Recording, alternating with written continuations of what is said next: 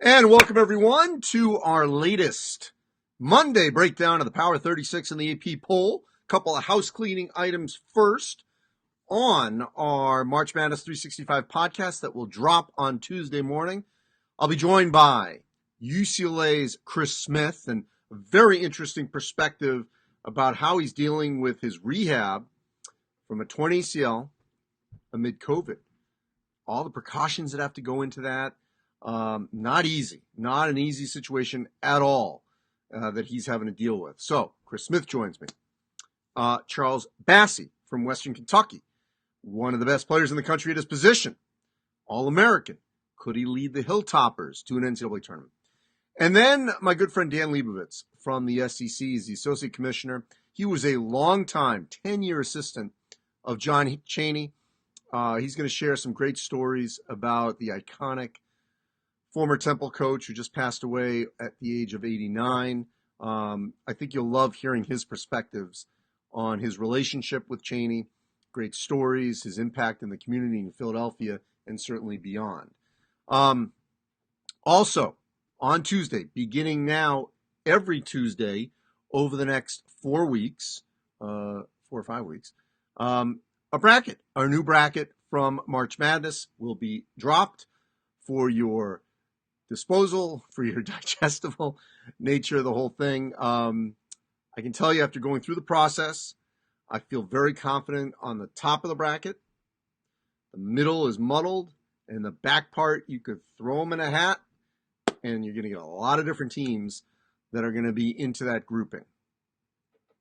All right, let us dive in here, and then let's take some questions.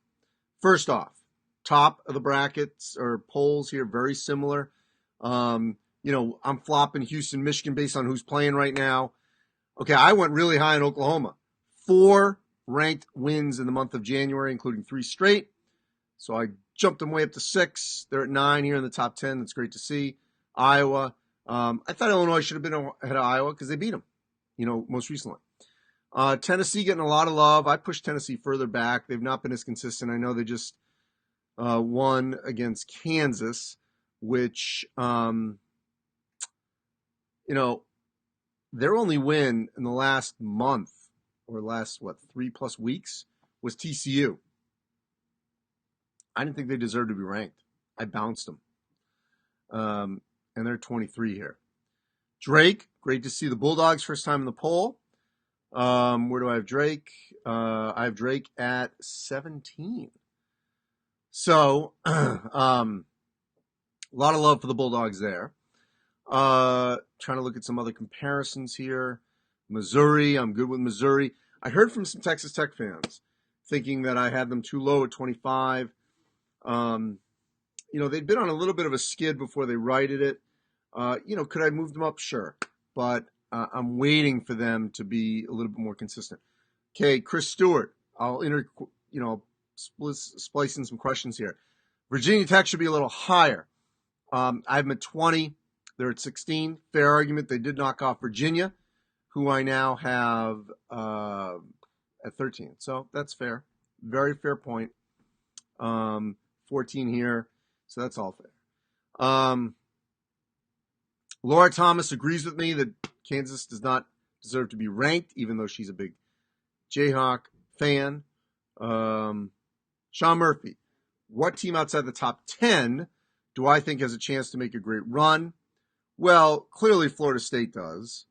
Creighton, the way they shoot the ball, does. Outside of that, look, Oklahoma State, assuming they're playing in the tournament, you've got a player like Cade Cunningham, he can carry you. They could go and win a couple games in the tournament. They're at 21. So I wouldn't dismiss them. I wouldn't dismiss Texas Tech yet either because they have the capability. Wisconsin's interesting here. I bumped them way down. They've been way too inconsistent right now for me to put them higher. 19 in the AP poll. So they're in my 36, but they're now outside the 25. Lost to Penn State over the weekend. They don't have a star. That's what they're lacking right now. They need a big-time star. And, without that right now, that's going to be trouble for them. Let's see here. Andy says, go RU. I'm sure he means Rutgers. And yes, Rutgers is back in at 29 for me. Mike Calvert, listen to the podcast. Appreciate that. Yes, they do want to play at some point. You're talking about Scott Drew and Mark Few. Brent says, I've got Florida ranked higher than the national polls. Look, Nate Oates is going to get a lot of love for SEC Coach of the Year. And we did our Coach of the Year midseason list. There are two names that I did not have on there last week that if I redid it this week, I would have on. Actually, I'm going to give you three names. One would be Lon Kruger. Two would be Mike White from Florida. And three would be the man that coaches number 34 on my list, Mark Schmidt, St. Bonaventure. What a job he's done. Those are three names. If I revisit, I think they need to be on this list. So I think Mike White could get Coach of the Year in the SEC. Think about Keontae Johnson being, not playing, and they win at West Virginia. They win at Tennessee. They're playing really well. Brett says Michigan would blow out Houston. I don't disagree with you, but they're on pause right now.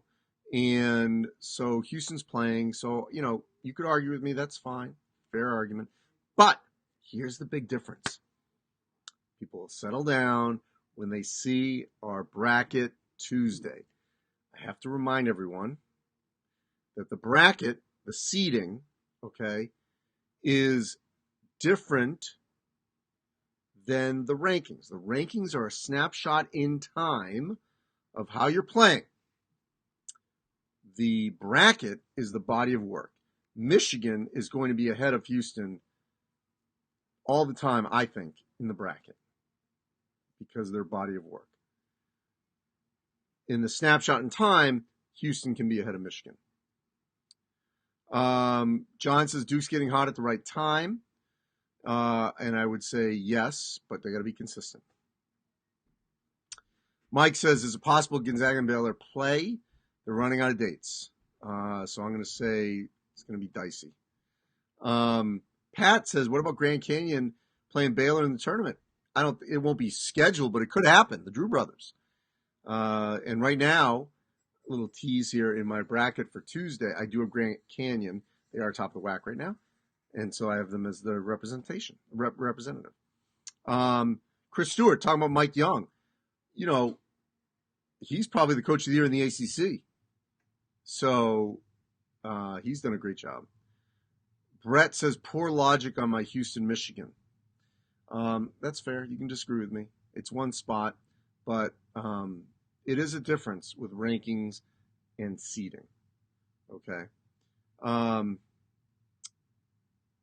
Let's see. Scott wants to know, can Purdue move up the rankings? Yes, of course they can. Look where I have them. I have them at 19.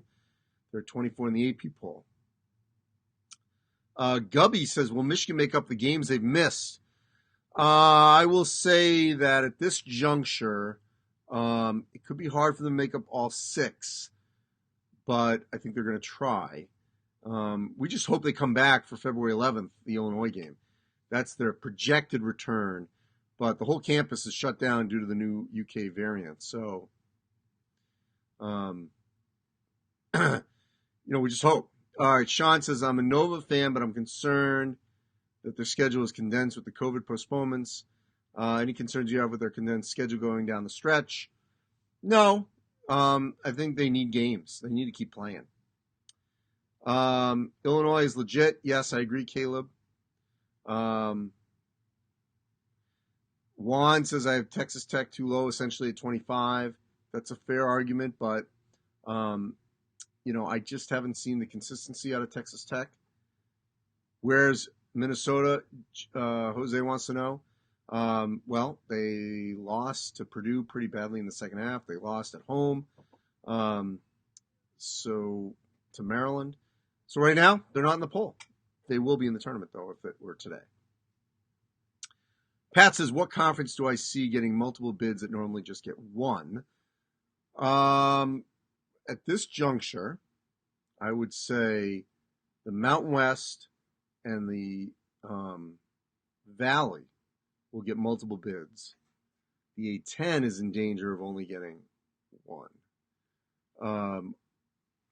Overall opinion of Ohio State, asks Austin. First of all, just think of this ceiling. If Seth Towns continues to get healthier, they're going to just get better and better. Walker wasn't healthy for a while. E.J. Liddell has taken on the leadership role of being a go-to player, so they're only going to get better. Aaron says Gonzaga playing Houston. I know it was discussed. It's very difficult to put those games together. You need television involved, and at this juncture, my understanding is it is not happening, but we'll see.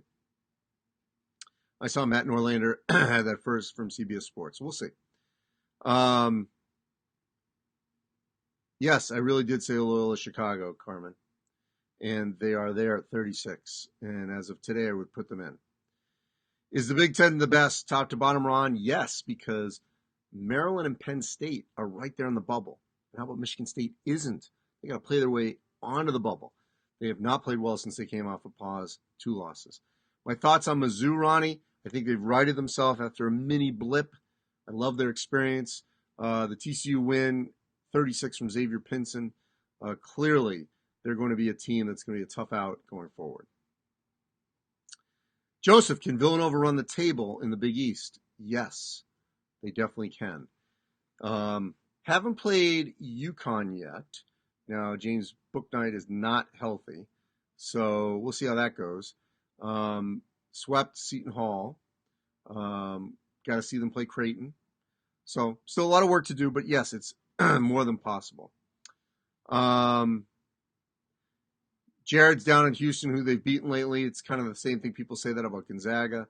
And that's more of an argument against Houston, I would say, for sure, because their non-conference schedule was highlighted by Texas Tech and Boise. They did beat Boise State.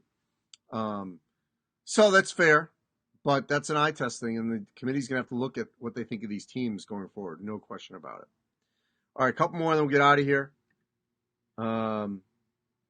Peyton says, I'm insane for putting Tennessee at 23. Last time I checked, they lost to Florida and Missouri at home. So, maybe I am not that insane. Albert says, how many teams will make it from the Mountain West?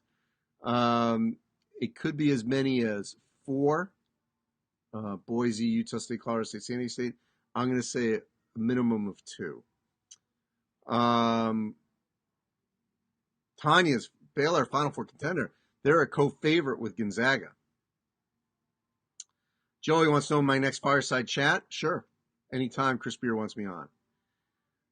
Mike is offended by my Badger pick. Obviously, he didn't watch them against Penn State. Let's see what else. All right, let's see if we can get one more here. Oh, Mike wants some about canceling conference tournaments. We'll address that. I've talked about that. I think there's more bark than bite. I don't think we'll see it happening unless things change dramatically, like what we saw at Michigan with having the pause on campus due to the new variant. So I'm going to say majority of tournaments will happen. I think very few will opt out, if at all. All right. Let's wrap up this. As always, appreciate you, the engagement, the questions. We're in the finals. We're in the stretch run. 1 month. We got to get to March 18th. That's the start of the tournament. March 14th, Selection Sunday. Teams on pause. Teams coming back. Let's hope it all works out here. On Tuesday, new March Madness 365. Dan Leibowitz talking about John Chaney, Chris Smith from UCLA, Charles Bassey from Western Kentucky, and our first bracket of the month of February. Appreciate everyone. Stay safe, and we'll talk again next week.